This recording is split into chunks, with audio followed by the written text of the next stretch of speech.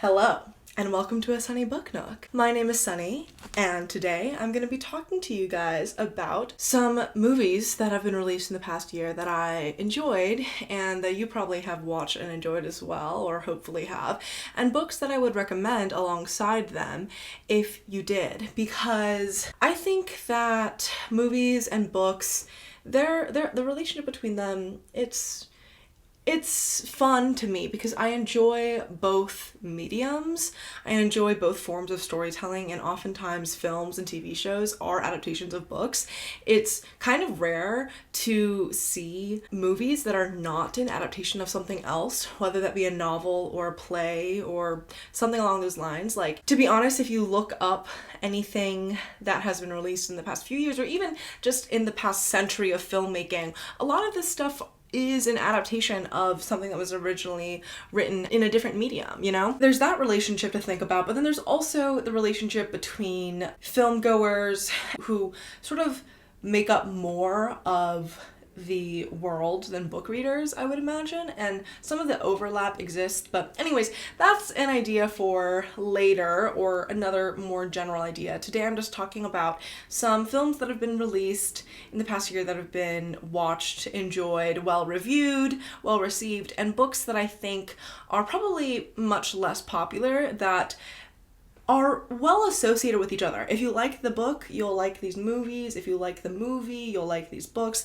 Some movies are like, I would say, a combination of a couple books, or some books are a combination of a couple movies. You'll see what I mean. It's a little bit recommendation mathematics, but I hope you will join me in my journey of talking about these films and books. I've done this before with other film to book recommendations, with A24 films, with lesbian films, I've done this a couple of times. So if you've been around this channel, you know what's up. So let's just get right into it. I have 5 movies to talk about and a bunch of books to talk about. So the first one I do want to discuss is Bottoms, 2023, directed by Emma Seligman, whom I love, and I've loved as a director ever since I saw Shiva Baby, because Shiva Baby is one of my favorite films of all time. Also, you should follow me on Letterboxd, which is basically like Goodreads for film, if you don't know what it is. Also, my laptop is right here because my list of recs is pulled up over here. If I'm glancing in this direction, that's what I'm looking at. Bottoms, if you haven't seen it already, but you probably have, because if you're watching this, you're probably a gay person, and if you're a gay person, you've probably seen the movie Bottoms. It's a really fun, campy homage to teen films, and it gets a little silly, okay?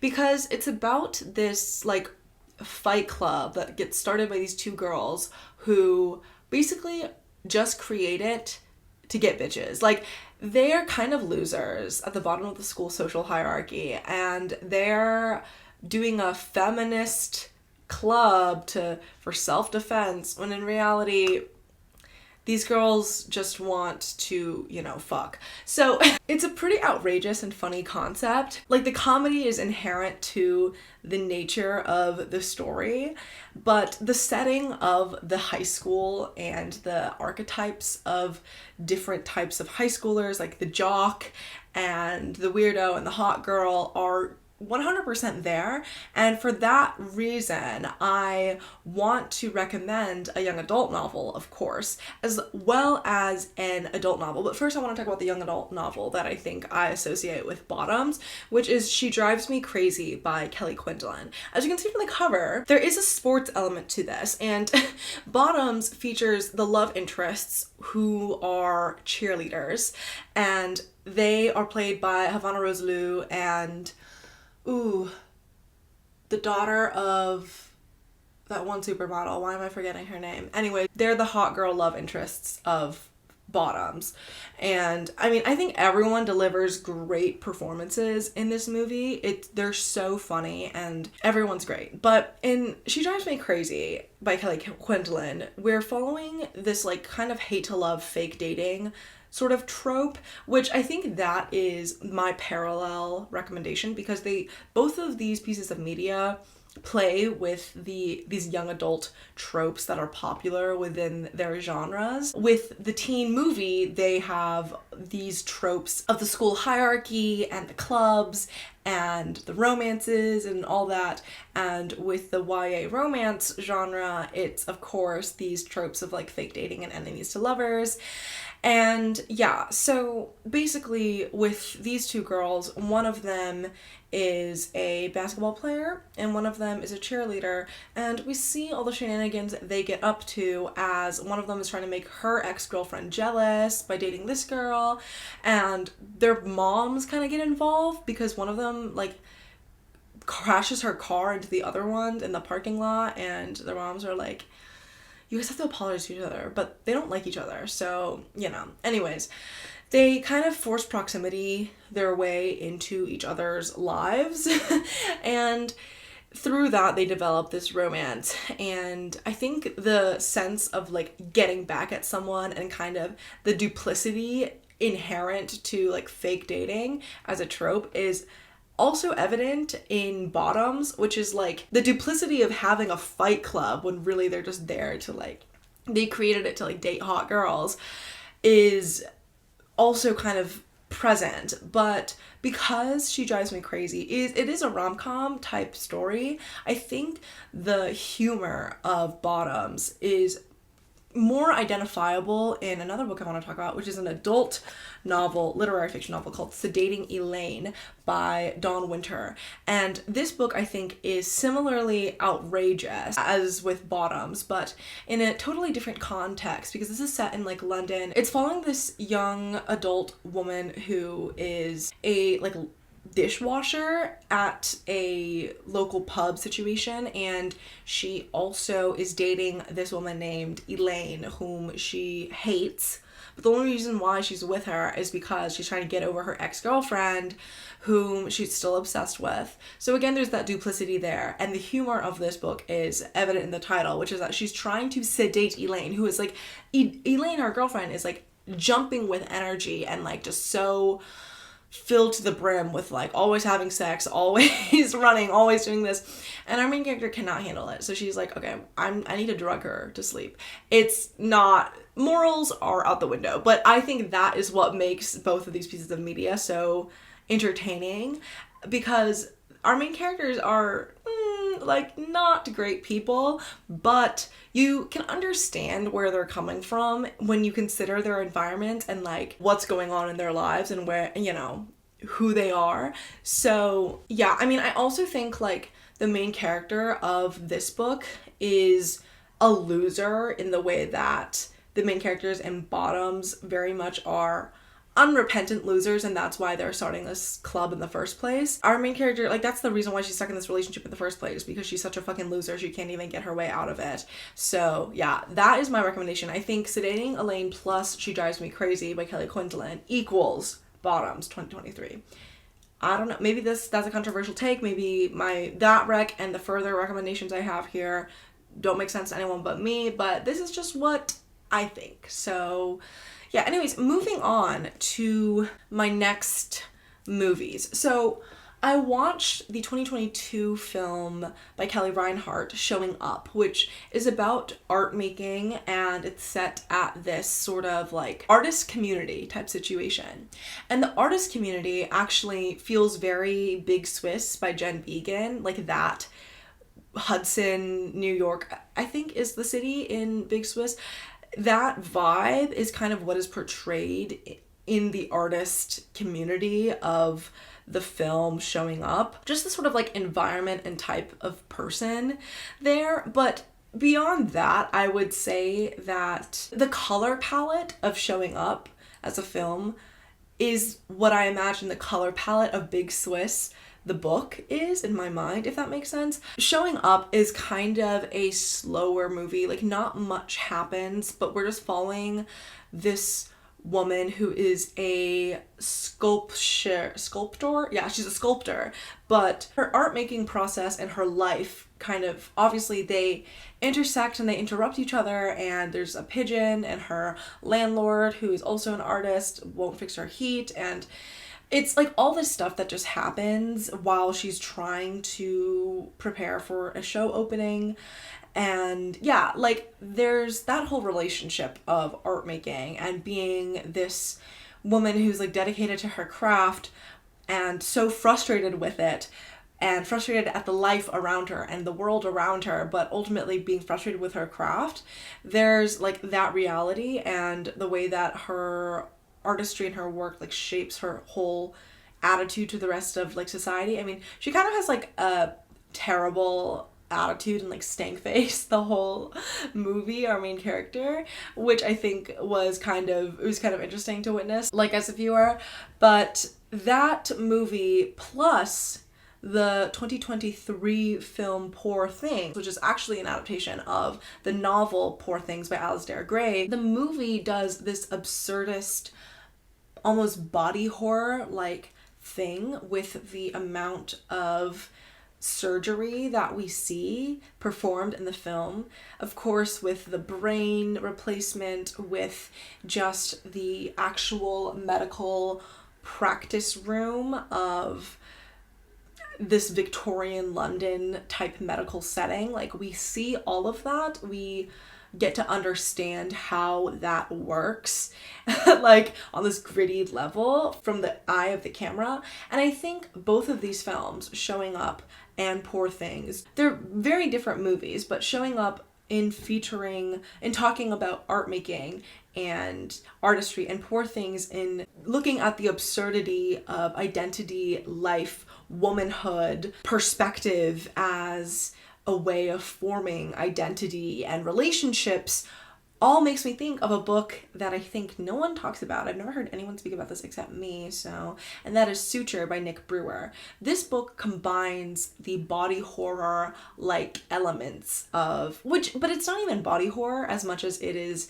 these surgical elements of the body disassembled for the purpose of self-creation, self-embodiment, and then ultimately art making that Showing Up discusses thematically.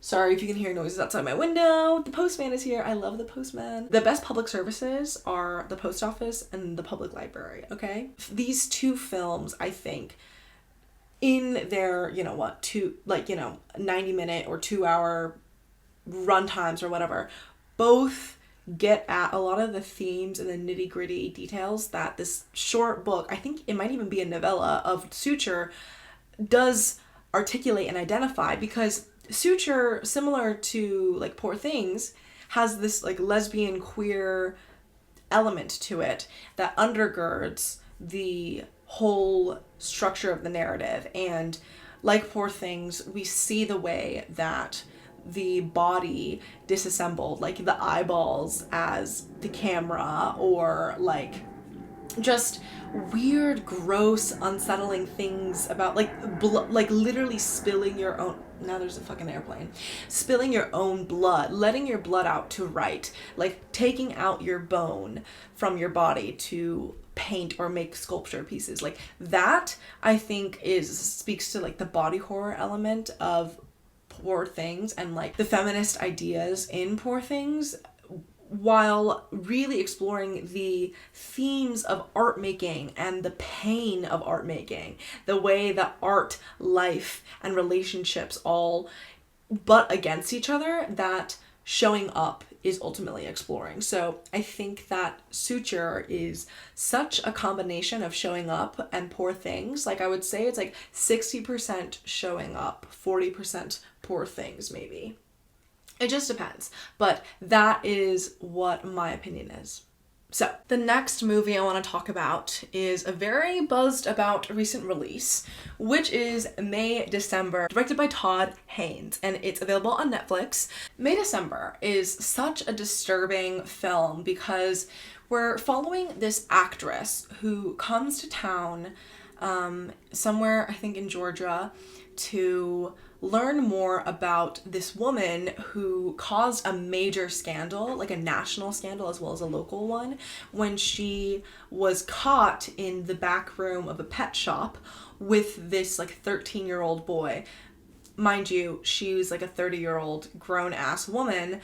And actually, am I saying too much by talking about this? I feel like I went into May December not knowing much about it. I like only knew the title of the movie, and I looked up what the phrase May December meant, and I found out that it meant an age gap romance, and I was like, oh, okay. And so I started watching the movie, and it was about this actress who goes into town, starts interviewing this woman and her very young husband, and they have these children together who look very similar in age to the husband, because obviously he impregnated her at like age 13, so the age difference between him and his kids is 13 years, 15 years. It's crazy. So basically, there's that crazy ass relationship, but we're also seeing it from the lens of this woman who is an actress trying to interact with this community and understand this woman more in order to play her in a film.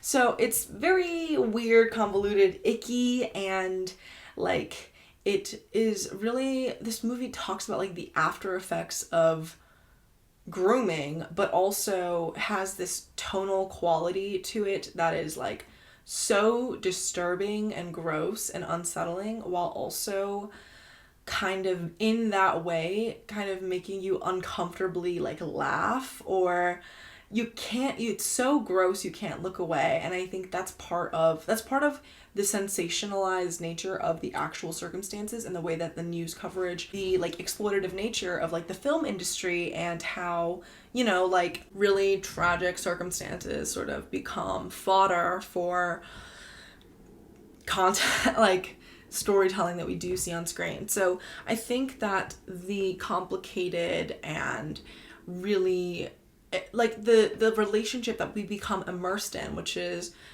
ultimately like the two relationships we become most immersed in, is the relationship between the actress and the woman who was wrapped up in the scandal, because she was, you know, the groomer, and like their relationship in the actress trying to observe and mimic the woman's like mannerisms and understand her in order to portray her better.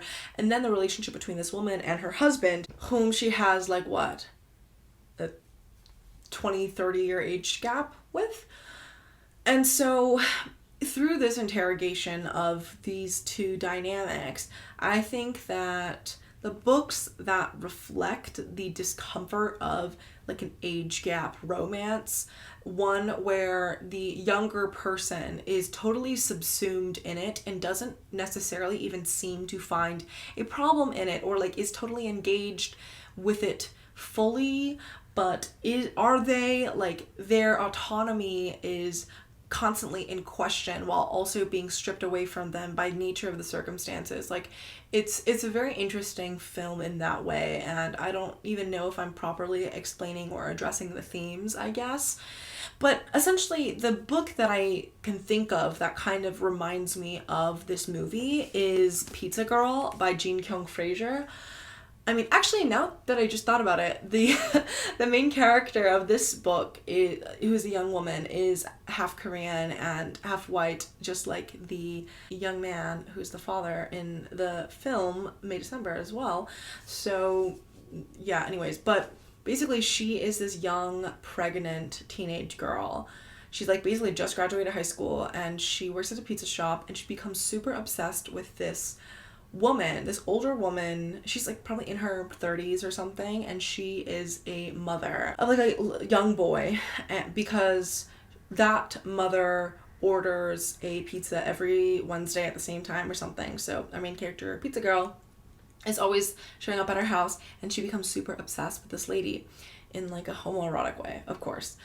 But basically our main character, that like age gap dynamic, of course, sort of speaks to what is kind of at the center of May December. But also our main character's attempt to like squeeze her way into or understand the life of this older woman kind of parallels or perhaps speaks to or mimics the relationship that the actress has with the wife groomer in May December, like the way that she tries to insert her life into the world of the stay-at-home mom in Pizza Girl, because she just wants to kind of like be a part of it, as opposed to understand it. Like with the movie, the actress wants to understand it in order to portray her. In Pizza Girl, she's trying to subsume herself in someone else's life because she is battling grief. But I think like the sadness of this book and the dynamics of family and tragedy and relationships and romance and desire as evident through here, and the like age gap dynamics is sort of present the way that it is in May December. But I think that it is a combination of Pizza Girl and one of my favorite books of the year, Liarmouth, A Feel Bad Romance by John Waters, that like that combination of those two books kind of creates the same vibe that I get as what I feel when watching May December. Like, as you can imagine from the title, the romance of Liarmouth is not supposed to make you feel good. In fact, it's supposed to make you feel very bad. But because of how outrageous everything that happens in this book is, like, you just can't look away from everything that's happening. The same way that, like, in May December, everything is so outrageous that's happening and shocking that you just can't look away. I think the same is true for Liarmouth. And the way that like May December can be so unsettling that it's like funny is the way that Liarmouth is so outrageous and unsettling that it's raucously hilarious and absolutely absurd. So like the film is kind of serious. Liarmouth is not serious, but it's also made by John Waters, who like is a gay Hollywood big guy. Like he created Hairspray. So he's like familiar with the notions, the mechanisms of Hollywood, and I think like that kind of comes through in the book.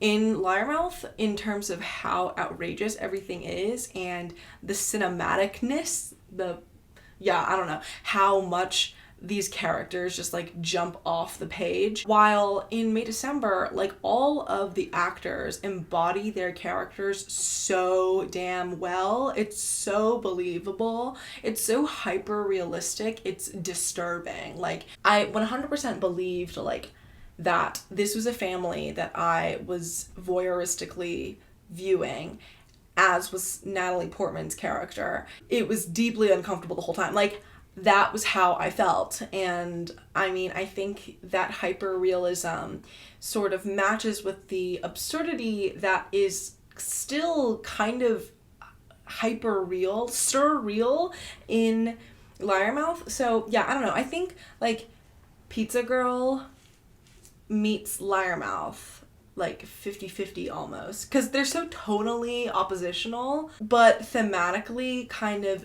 get at a lot of what May December does. And because May December kind of straddles that tonal balance as well and is very much like dependent on the viewer and how they receive it, but is still ultimately deeply disturbing, I think those are the books that I would recommend alongside May December. Or like if you like May December, these are the two books that I think are like, if you read them side by side with May December, they are like similar, you know? So that's what I mean by like book recommendation mathematics. Like this plus this book equals this movie, or this movie plus this movie equals this book. Do you get it now? Anyways, so my final movie to talk about and final books to recommend alongside this movie is one of my favorites of the year of like new releases, of 2023, which is Theater Camp. This movie, it was so sweet. It was a love letter to theater kids, and as someone who has been to many a theater camp, many a theater summer program where we put on a show, many a like, I don't know, just lots of community theater, lots of school theater shows. Like I'm a theater girl. I don't know, I'm a theater kid. Can you tell? Theater Camp was so heartwarming and sweet and funny. And I think that because of that and because of how these characters are these campy versions of themselves who are, you know, aspiring artists or kind of failed artists or bumbling into their positions. The movie watching experience then is very funny and also like engaging and very inviting. And, you know, I think that like the queerness of this film as well is so endearing too, because of course like it's theater camp, like everyone is so fucking gay, it hurts, and like everyone is just like a sweetie pie but also ruthless because it's theater kids. This movie, because it was so funny, at least to me, like I was laughing out loud, enjoying myself so much. Towards the end of the movie or towards like the climax point, I was crying so bad. I don't know. I love this movie. Basically, the books I would recommend in tandem with this movie is a comedic essay collection called Hits and Misses by Simon Rich. This is the first book. This book I would recommend alongside theater camp because it talks a lot about like trying to succeed in being an artist and in Hollywood and in performing, but kind of flopping, and like, should you pursue your dreams or not, which is really a big theme of theater camp for our adult characters. And it also, because theater camp also like explores sort of millennial and Gen Z life and experiences in this comedic way, Hits and Misses in the way that it satirizes like millennial city life and pokes fun at the way kids are these days, I guess, and the aspirations that people have towards success and fame and money and the fallacies present there. I think like that makes these pieces of media sit nicely alongside each other. And of course they're both like kind of very funny, kind of in similar ways in that they are following the kind of people who are inherently hilarious due to the fact that they so earnestly desire to be the thing that they are and want to be, and like we watch them succeed and fail at that, I guess. So yeah, I think that is a book that really goes well with this movie. But another book that goes well with this movie, in my opinion, is Iris Kelly Doesn't Date by Ashley Herring Blake, because this is a rom-com type novel. This is a romance novel, and it's a sapphic romance novel that is a fake dating type situation. But because one of our main characters and love interests is an actor who is part of a community theater production throughout the course of this whole book, and that element of the story and the queerness of this book is and like the joy and fun of this book as we see the cast and crew and dynamic of putting on a show sort of aligns well with what we see in theater camp as the film. So yeah, I don't know, I think like theater camp is probably 60% Hits and Misses by Simon Rich and 30% Iris Kelly Doesn't Date.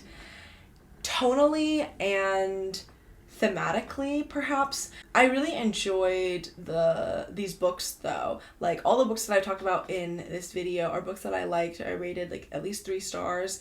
And these movies are all movies that I liked that I rated at least 3 stars. So these are all just like recommendations, I suppose.